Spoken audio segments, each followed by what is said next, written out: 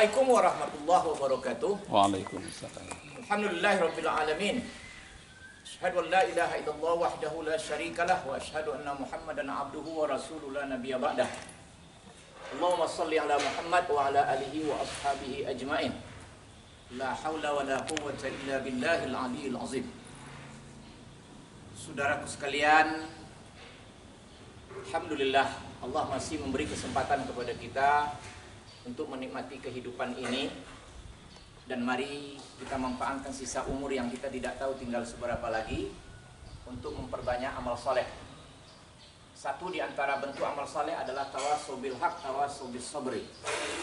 Kita selalu saling menasihati untuk kebenaran dan kesabaran, karena dalam mendapatkan kebenaran, mengamalkan kebenaran, dan mempertahankan kebenaran itu perlu kesabaran. Coba tengok para ulama dulu mendapatkan kebenaran, ada yang ribuan kilometer dia berjalan hanya untuk mencari sebuah hadis, hanya untuk mencari guru. Kemudian setelah dia dapat, bagaimana tantangan ketika dia mengamalkan kebenaran itu? Sama apa yang didapat oleh Muhammad SAW, oleh para sahabat. Ketika dia mengamalkan kebenaran, kemudian dia mempertahankan kebenaran itu, betapa banyaknya yang dia alami dalam hidup dan kehidupan. Kadang-kadang hartanya ludes, kadang-kadang saudaranya lenyap, ada yang ayahnya lenyap, ada yang anaknya lenyap, dan kadang-kadang pada akhirnya ada yang dirinya sendiri juga lenyap, menemui ajal. Kenapa? Karena mempertahankan kebenaran. Saudaraku sekalian, mari kita warisi syarat yang dua tadi untuk tidak merugi. Kata Allah, selalu ke dalam hidup ini kalian tawassul bil haq, tawassul bis sabr. Mari kita mulai dari diri kita. Sudahkah pernah kita menasihati diri kita? Kita cari waktu yang mungkin menyenangkan kita. Di saat itu kita nasihati diri kita. Kita sampaikan kepada diri kita tentang kebenaran-kebenaran yang datang dari Allah, kebenaran-kebenaran yang datang dari Muhammad sallallahu alaihi wasallam. Apa baru yang sudah kita terapkan dalam hidup dan kehidupan ini?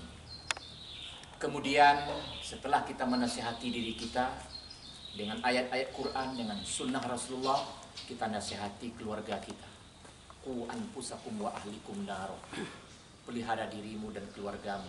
Dalam tafsir ahli ini itu banyak mengatakan keluarga itu adalah istri dan anak. Kalau sebagai suami, kalau sebagai istri tentu suami dan anak, kalau sebagai anak tentu orang tuanya, ibu dan ayahnya. Kita sampaikan, kita saling menasihati, kita berlapang dada.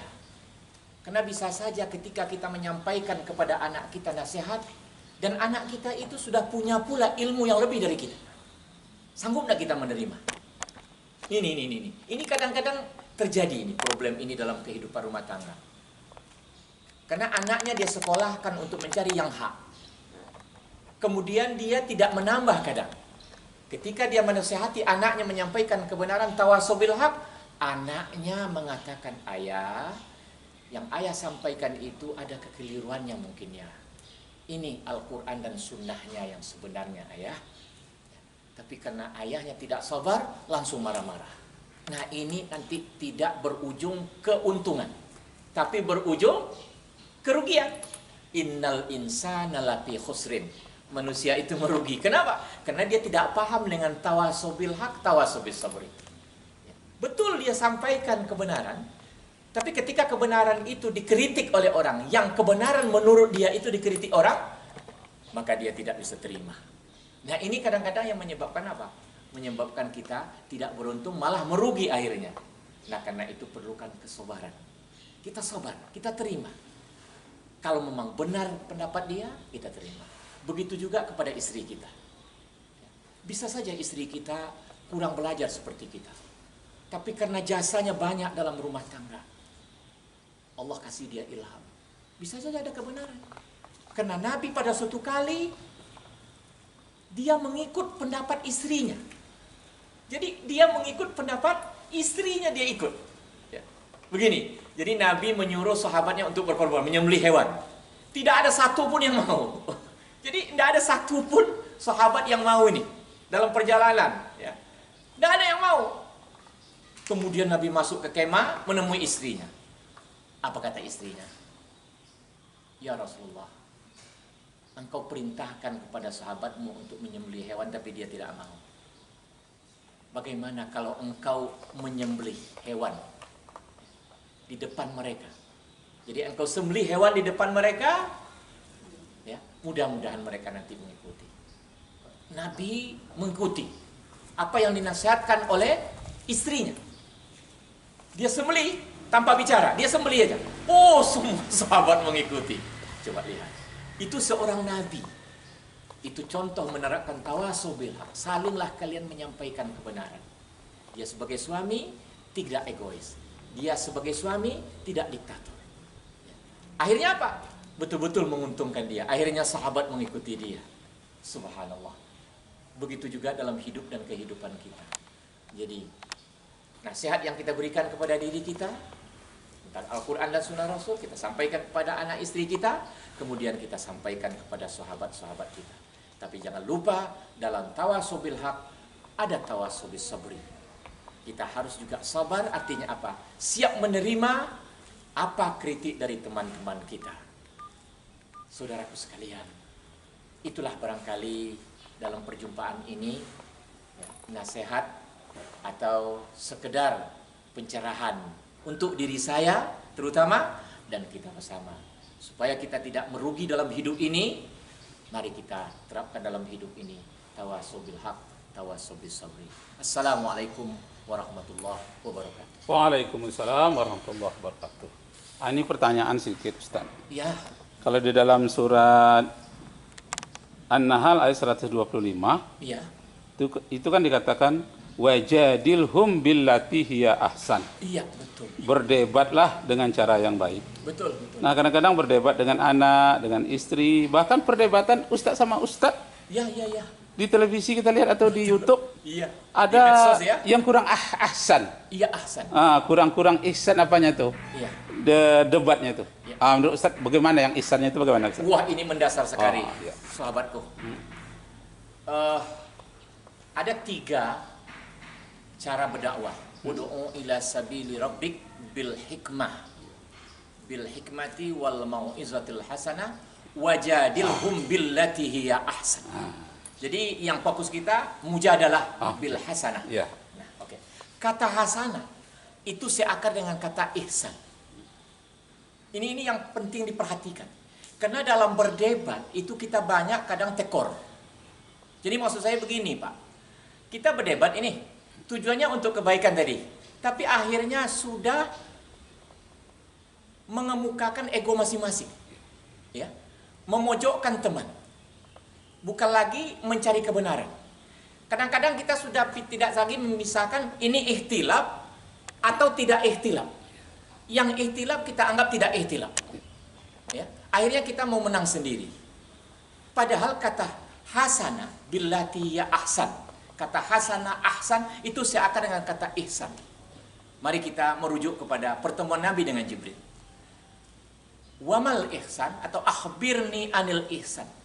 Nabi jawab anta abudallah ka'annaka tarahu fa illam takun tarahu fa innahu yaraka. Abdikan dirimu kepada Allah. Beribadahlah kamu kepada Allah seolah-olah engkau melihatnya. Andaikan engkau tidak melihatnya, yakinkan dirimu bahwa Allah selalu melihatmu. Artinya apa? Dalam bermujadalah, berdiskusi kan namanya, berdebat kan namanya, ya. Apalagi namanya, ya. Itu harus kita merasakan bahwa kita dalam beribadah. Ini yang penting dulu. Kemudian kalau betul Anda sedang beribadah, Anda sedang dipantau oleh Allah. Selalu. Nah, karena itu pembicaraan harus diatur. Perasaan Anda harus diatur. Pikiran Anda harus diatur. Banyak orang memperdebatkan katanya masalah agama, tapi sebenarnya dia mencari kalah menang. Padahal sebenarnya dalam hal itu bukan mencari kalah menang, tapi menetapkan kebenaran mana yang akan kita pakai. Tapi kalau kita lihat sekarang mujadalahnya, diskusi orang, perdebatan orang, apakah langsung atau tidak, itu adalah dengan cara yang tidak ilmiah. Ya. Cara ilmiah itu adalah cara ihsan, yaitu merasa selalu dipantau oleh Allah dan harus bernilai ibadah, bukan untuk mencari kalah menang. Itulah yang pernah diterapkan oleh para ulama-ulama sekaliber Syafi'i, Hambali, Maliki, Hanafi, Ibnu Hazmin, Ibnu Taimiyah dan lain sebagainya. Dan inilah yang pantas kita ikuti. Dan mungkin juga pernah diperlihatkan oleh sahabat Rasulullah Sallallahu Alaihi Wasallam. Itu jawaban sementara. Pesan-pesan Ustaz terhadap para mubalik apa kira-kira Ustaz? Mari betul-betul kita berdakwah dalam rangka beribadah. Kalau kita akan melakukan perdebatan, ada baiknya Anda melakukan sholat sunat dulu. Ya, ini mungkin jarang dilakukan. Sholat sunat dulu, bermunajah kepada Allah. Kalau hati Anda belum tenang, jangan Anda berdebat. Bisa jadi Anda nanti mempertuhankan diri Anda, atau mempertuhankan ilmu yang Anda dapat. Bukan lagi mengilah dan merabkan Allah Subhanahu wa Ta'ala. Itu yang kita lihat dalam kehidupan sehari-hari sekarang. Itu barangkali pesan saya untuk diri saya dan kita semua. Assalamualaikum warahmatullahi wabarakatuh. Waalaikumsalam. Terima kasih Ustaz ya. Sama-sama. Mudah-mudahan Mudah-mudahan kita berkumpul di surga Allah. Amin ya rabbal alamin. Assalamualaikum. Waalaikumsalam.